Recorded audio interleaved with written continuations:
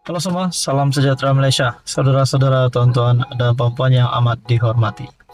Satu lagi perkongsian hangat yang saya nak kongsikan pada hari ini. Kali ini berkaitan dengan isu stalking yang tertera kalimah Allah. Rupanya perkara ini semakin serius selepas beberapa buah kedai kekemat yang terlibat dengan insiden bom. Nah, saudara-saudara, akhirnya kita juga rasanya satu Malaysia sudah mengetahui bahawa Akmal ataupun Ketua Pemuda UMNO yang lantang bercakap berkaitan dengan isu ini. Akhirnya kita digemparkan dengan kenyataan Akmal ini yang pasti menarik perhatian ramai. Yang mengatakan di sini, Akmal Agong ada larang untuk tidak boikot ke soal Akmal melalui satu artikel daripada Malaysia Kini bertarikh 3 April. Di sebalik titah yang di Pertuan Agong Sultan Ibrahim supaya jangan ada pihak yang mengambil kesempatan ke atas isu stalking yang tertera kalimah Allah, termasuk menghasut rakyat, pendirian Ketua Pemuda UMNO Dr. Muhammad Akmal Saleh untuk memboikot kekemat tetap tidak berganjak. Ketika ditanya Malaysia Kini jika dia akan akur dengan titah Seri Paduka Baginda dan kepimpinan UMNO Pusat untuk semua pihak berhenti daripada terus memainkan isu berkenaan, Akmal menyoal, Agong ada larang untuk tidak boikot ke? Mengulas soalan sama, ada dia akan mengambil tanggungjawab daripada membesar-besarkan isu itu, Akmal berkali-kali mendesak wartawan untuk menjelaskan apa yang dilakukannya yang boleh dianggap sebagai mengapi-apikan lagi keadaan.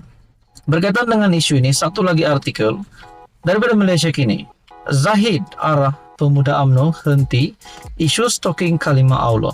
Sebelum ini kepimpinan UMNO bersetuju dengan kenyataan Akmal, namun kali ini Presiden UMNO Zahid Hamidi sendiri bersuara. MKT UMNO melalui presidennya Ahmad Zahid telah mengarahkan supaya Ketua Pemuda Parti Dr. Akmal Saleh berhenti daripada terus memainkan isu stalking tertera kalimah Allah. Ahli MKT UMNO Bung Mokhtar Radin yang memaklumkan perkara itu berkata, arahan tersebut selaras dengan titah yang di Pertuan Agong Sultan Ibrahim Sultan Iskandar supaya menghentikan isu berkenaan daripada terus menjadi polemik. Nah, saudara-saudara, adakah konsekuensi yang besar akan berlaku terhadap Akmal ataupun Ketua Pemuda UMNO? Adakah kenyataan Akmal sekarang ini benar-benar mengapi-apikan sehingga beberapa insiden yang mengerikan, mencemaskan berlaku terhadap kedai kekemat? Nah, ada lagi satu perkongsian berkaitan juga dengan isu ini. Dalam artikel Malaysia Kini bertarikh 3 April, Agong terima menghadap pengasas kekemat. Ingatkan jangan ada cuba hasut rakyat. Yang di Pertuan Agong Sultan Ibrahim. Seperti yang kita tahu sebelum ini, Baginda yang di Pertuan Agong telah melihatkan bahawa perasaan murka Baginda berkaitan dengan isu ini. Yang di Pertuan Agong Sultan Ibrahim berkenan menerima menghadap pengasas dan pengerusi eksekutif kumpulan KK Supermat dan Superstore Sdn Bhd Chai Kikan. Sesi menghadap di Istana Negara Kuala Lumpur itu berlangsung selama 15 menit. Pada sesi menghadap itu, Chai memohon ampun dan maaf kepada Seri Paduka Baginda serta seluruh umat Islam berhubung isu penjualan stalking yang tertera kalimah Allah di beberapa cawangan kedai serbaneka tersebut. Sultan Ibrahim kemudian bertitah menekankan semua pihak termasuk kekemat supaya lebih berhati-hati terhadap produk yang dijual, khususnya barangan import, bagi mengelakkan perkara sedemikian berulang. Nah, saudara-saudara, tuan-tuan dan puan, apa komen anda berkaitan dengan isu ini? Adakah konsekuensi besar akan berlaku kepada Dr. Akmal? Dan akhirnya yang di Pertuan Agong terima menghadap pengasas kekemat, ingatkan jangan ada cuba hasut rakyat. Bahkan Presiden UMNO Zahid Hamidi sendiri melalui Bung Mokhtar MKT UMNO melalui presidennya Ahmad Zahid Hamidi telah mengarahkan supaya Ketua Pemuda Parti Dr. Akmal Saleh berhenti daripada terus memainkan isu stalking terutama kalimah Allah. Saudara-saudara, apa komen Anda? Sekian saja. Teruskan bersama di dalam channel ini untuk isu yang seterusnya. Halo semua, salam sejahtera Malaysia, tuan-tuan dan puan yang amat dihormati. Sudah pasti baru-baru ini gempar berkaitan dengan keputusan pengampunan bekas Perdana Menteri Najib Razak, di mana hukuman denda dikurangkan selama 6 tahun daripada 12 tahun dan hukuman hukuman penjara sebentar tadi dan hukuman denda RM 210 juta kepada RM 50 juta.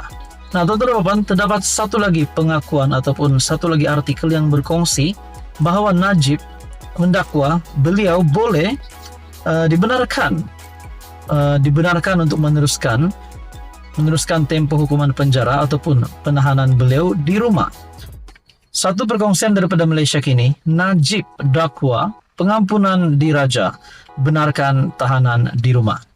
Adakah dengan ini tarik ataupun bulan April ini Najib akan memulakan ataupun menyambung tempo hukuman penjara Najib Razak di kediamannya ataupun di rumahnya? Perkongsian daripada Malaysia Kini berkata, Najib dakwa pengampunan diraja, benarkan tahanan di rumah. Bekas Perdana Menteri Najib Razak mendakwa bahagian tambahan addendum dalam pengampunan diraja membenarkannya untuk menghabiskan baki hukuman penjara 6 tahun dengan tahanan di rumah. Najib membuat dakwaan itu dalam permohonan semakan kehakiman yang difailkan di Mahkamah Tinggi Kuala Lumpur pada 1 April lalu. Dalam semakan kehakiman itu, dia memohon mahkamah mengarahkan Menteri Dalam Negeri, Peguam Negara, Lembaga Pengampunan, Kerajaan Persekutuan dan beberapa lagi responden untuk mengesahkan dakwaan itu. Menurut salinan permohonan semakan kehakiman itu, Najib mendakwa bahagian tambahan itu dikeluarkan oleh Yang di-Pertuan Agong pada 29 Januari lalu. Najib turut memohon perintah mahkamah agar responden bukan sahaja mengesahkan perkara itu, tetapi dengan serta-merta mengeluarkan pemohon daripada penjara Kajang ke kediamannya di Kuala Lumpur, di mana pemohon akan meneruskan hukuman penjaranya di bawah tahanan di rumah. Oke, sebelum kita teruskan berkaitan dengan isu ini, adakah dengan ini Najib bakal dibebaskan daripada penjara Kajang?